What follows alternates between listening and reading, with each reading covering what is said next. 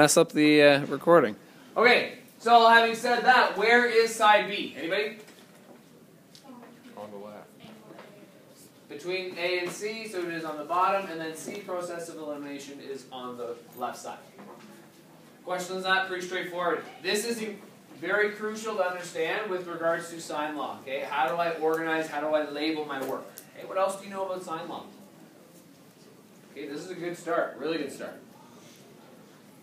Anything to do with a formula? Any kind of formula that anybody found? Hey, Taylor has one. Taylor has one? Taylor, let's hear it. A over sin A. Well, so remember, we have to be a little bit particular about A. Are we going capital A, lowercase a? Capital No, A. lowercase. Lowercase. Lowercase a over Sin capital A. Equal to lowercase b over sin capital B. yeah. Keep going. One more. Which is equal to lowercase c over sin capital C. Awesome. Okay. Good. Notice here that the lowercase is isolated by itself. So that represents that the side is actually by itself as well. Okay? So the side is isolated. We don't attach our sine function with an angle, which is why we see sine capital A. Okay? So anytime that you're creating these, solving these sine problems, you're looking at the angle, and the angle is always attached to the sine function. Okay? If I look at this formula, currently this solves for a side. Is there another way to write this formula out?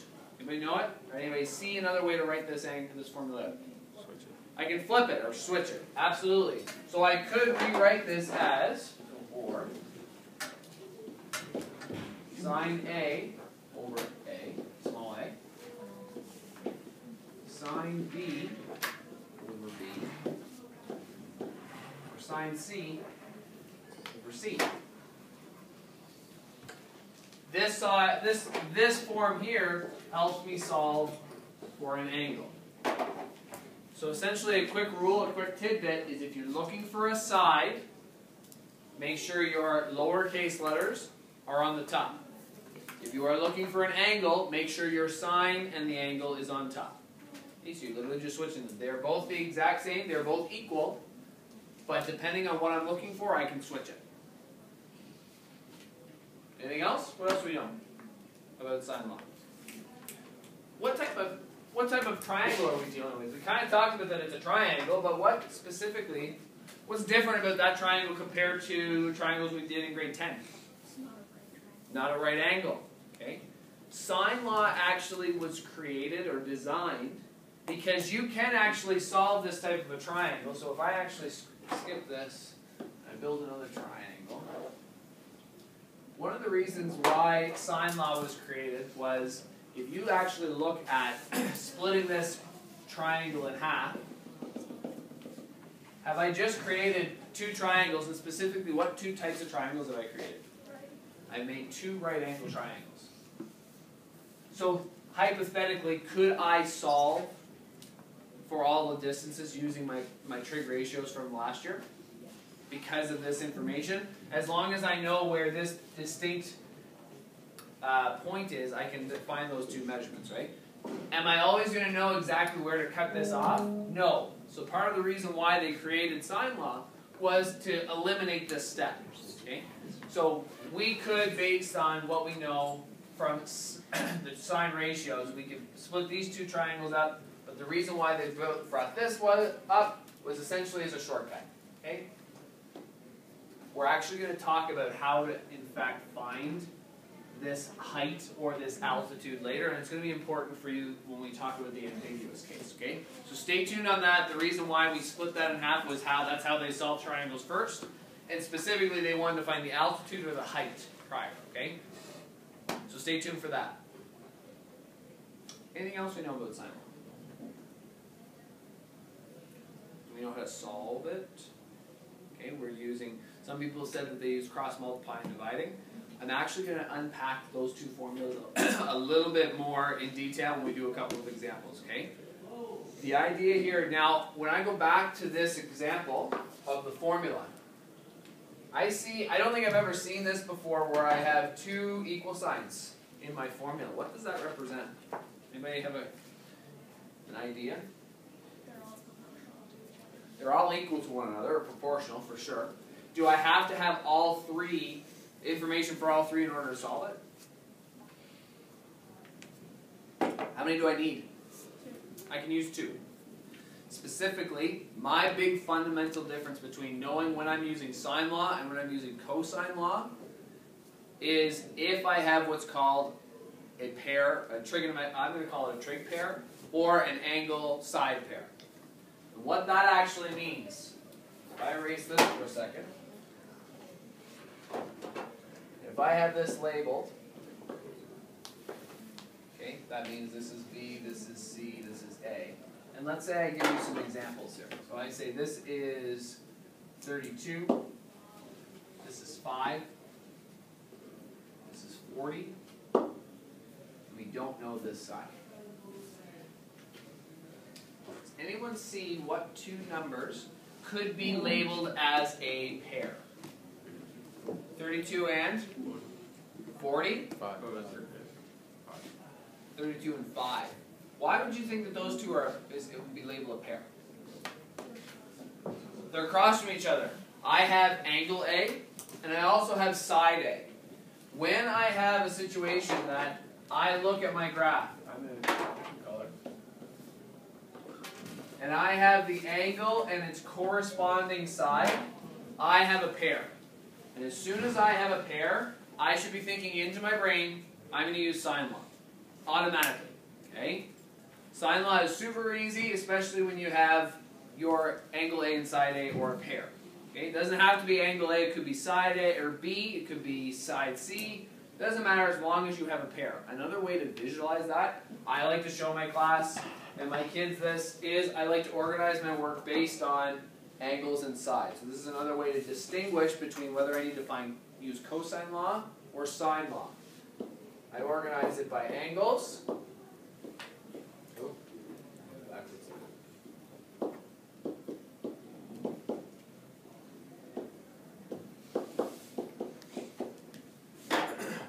Okay, and Kara, can you tell me one thing you know about this triangle?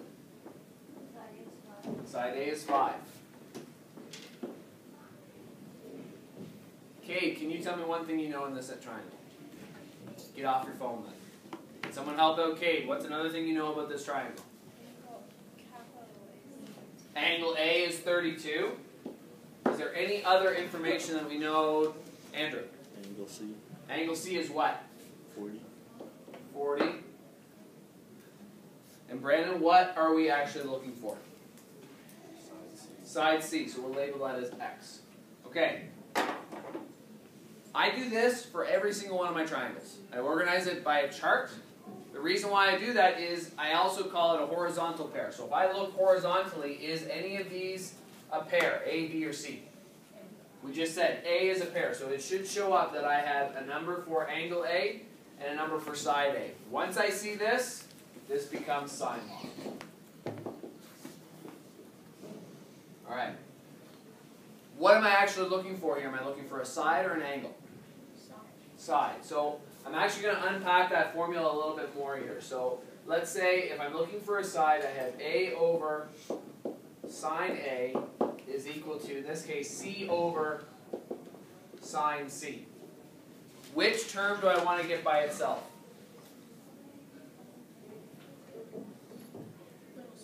Little c. So Mary, how am I going to do that? Multiply by. Oh, yeah, I'm going to multiply it, thanks. Okay, no, you know, that's good. I'm going to multiply something, for sure. What am I multiplying? I need to get c by itself. It's currently being divided by sine c. So another way to look at it is I could multiply it by... How do I cancel out anything that's on the denominator? Or, yeah, the denominator. I have to multiply it by the denominator, right? If I multiply it by sine c, that cancels out sine c in the bottom, yes? Anything I do to one side I do to the other. So my new formula now looks like this.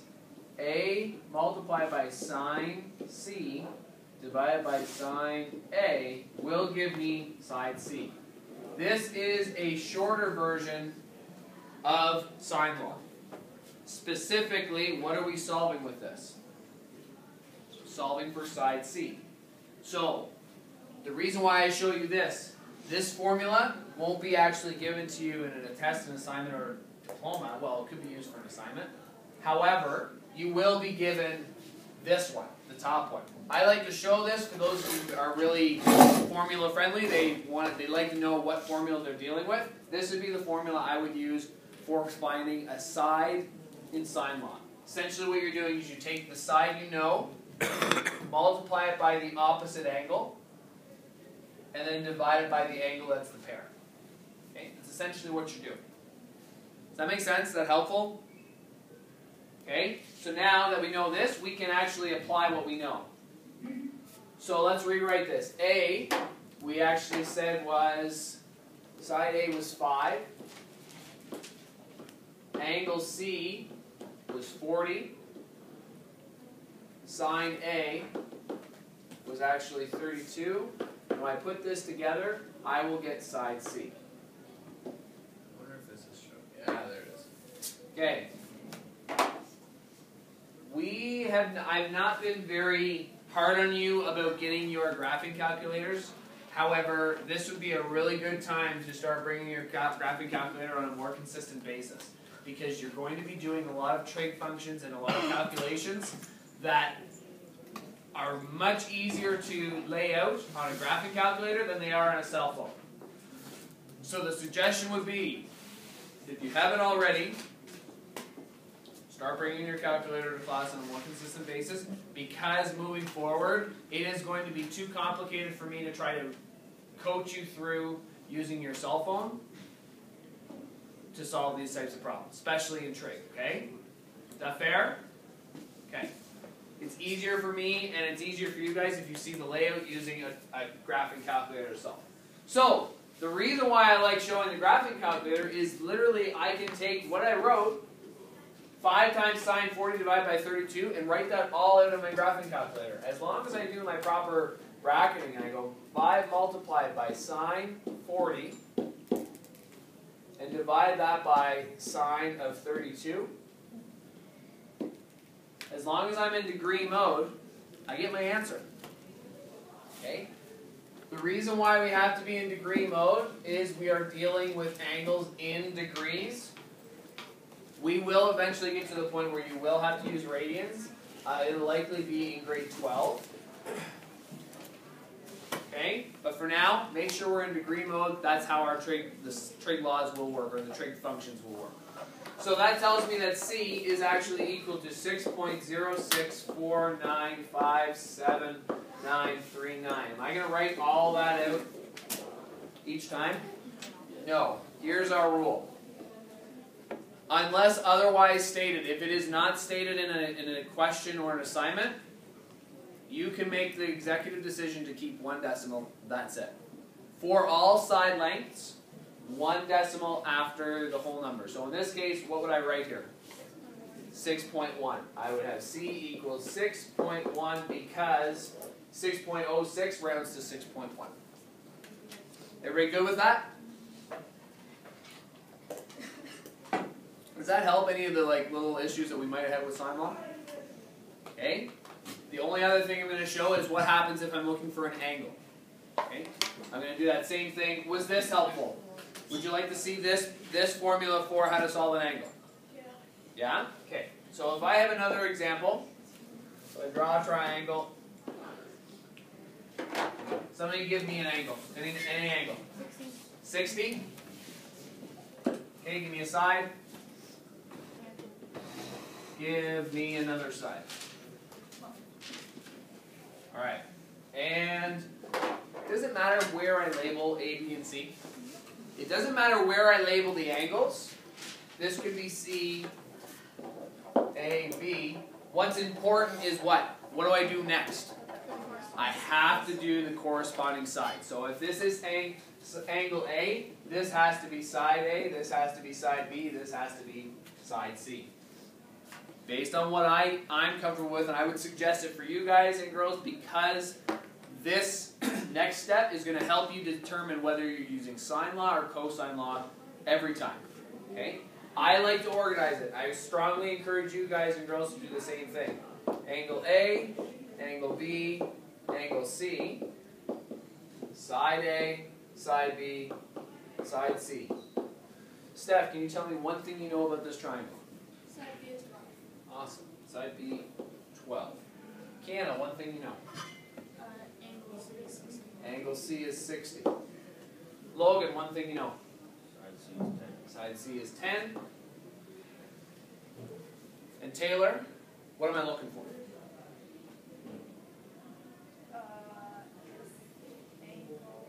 Angle B. This is the guy I'm looking for. So, I'm looking for an angle. So that means when I write out my original formula, do angles go on the top or do sides go on the top? Angle goes on the top. So, I'm going to rewrite my formula. Sine B over B is equal to sine C over C. Again, this will be what you'll see on a diploma. The next step of how we unpack this formula is what you should get used to seeing or getting used to knowing, okay? I need to get sine C by itself, so I have to, it's being divided by C. What's the opposite of dividing?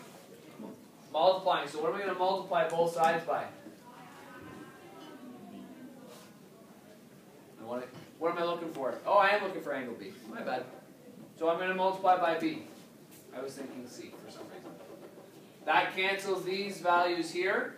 So I'm left with sine B on this side. What am I left with on the right side? Sine C times B. I like to write B first times sine C, all divided by C. Now, I can actually do more to this, because is angle B by itself in this example right now? No, it's got a sine function in front of it. Does anybody remember what I do to get rid of a sine function? What's the opposite of a sine function? Or the inverse of sine, right? Okay? So I have to actually multiply this by the inverse of sine, and multiply this by the inverse of sine. Okay? So what that looks like, it cancels these guys. So I am left with angle B. It's equal to the inverse of sine, and everything that's left inside the bracket. Or inside, yeah, inside our original bracket. So how do you do the way where you still do the same thing? Yeah, you can, but again, I like to show the procedural piece. If you like the cross multiplication and that works for you, so be it. I like to show this because this is the math behind it, okay? Cross multiply is more of a rule. This is more of a concept of, hey, here's how we get to that formula, okay? But yeah, you would just simply cross multiply. The only layer I'm doing is that I'm implementing that inverse of sine first, okay? Or include it into this. Because again, if I'm proficient with my calculator, I can actually plug this entire formula into my graphing calculator. Whoa, what did I do?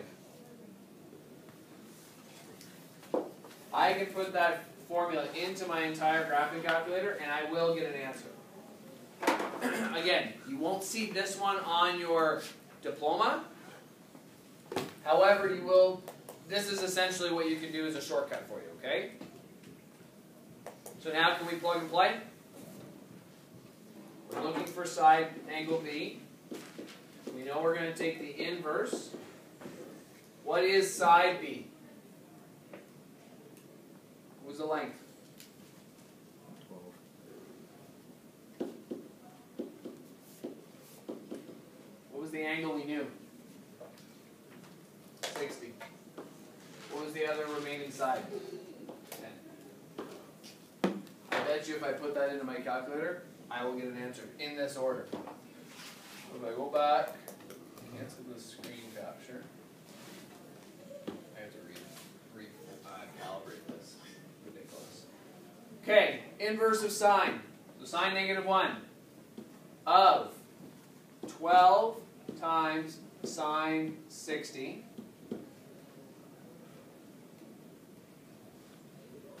divided by 10.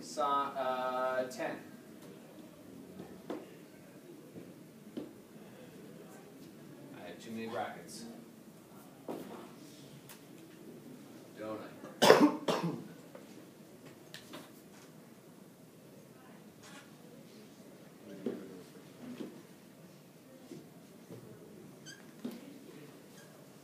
I goofing this right now? It must be. Does sine 60 have another bracket? Maybe I have too many brackets there. Enter. I'll get rid of one of these. Delete. Delete. Nope. Okay, so when this happens, this is okay. Strong suggestion I would have is I would actually take the top part and I would chunk it. So I would go 12 times sine of 60. I might be bracket friendly or bracket happy right now. You have 2 at the start. That might have been too many. Okay, I had 10.39. Okay, I divide it by 10. The only other thing might be is that this triangle might not exist. And I don't think it does actually. That might be it. Yeah, that's okay. So I would have done it right. Let's change 10. Give me a bigger number than 10. 47. What is it? 14? We'll go 14. So, all that changes, and actually this is a good lead into the ambiguous case. So in this case here, when we get an error like that, guys, girls, that means that the information that we provided doesn't actually make a triangle. Okay, and I'll unpack that shortly, but just be aware that the reason why you might get an error like that, it might not be because of the brackets, it might be because the information that you're given does not actually draw you a graph. Okay, that's important for you to know. Okay, because that will happen, they'll kind of throw that as a curveball. Either you'll have one that doesn't exist, or you might have a triangle that has 2 possible angles. Okay? So this now changes to 14. That means this 10 now becomes 14. So let's try this one more time. I'm feeling good about this now. So if I go inverse of sine, I'm going to still do my double bracket. 12 times sine 60. Bracket that. Divide this by 14. Boom. There we go. Phew! Took us a little while, but we got there.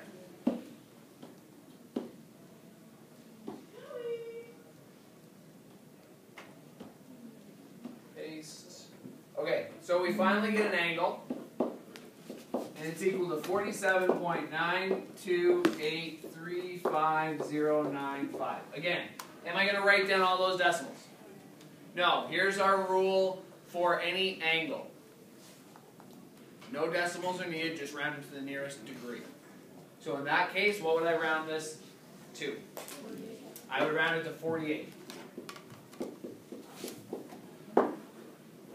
Okay? Unless it's otherwise stated. Sometimes they might say, or it might be given in whether it's a multiple choice or what have you, they might say 49.4, 49.6.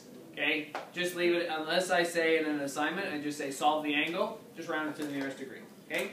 You won't get marks wrong for that. Good with that? Questions? Okay, awesome. I'm going to break this up so that it loads a little bit better.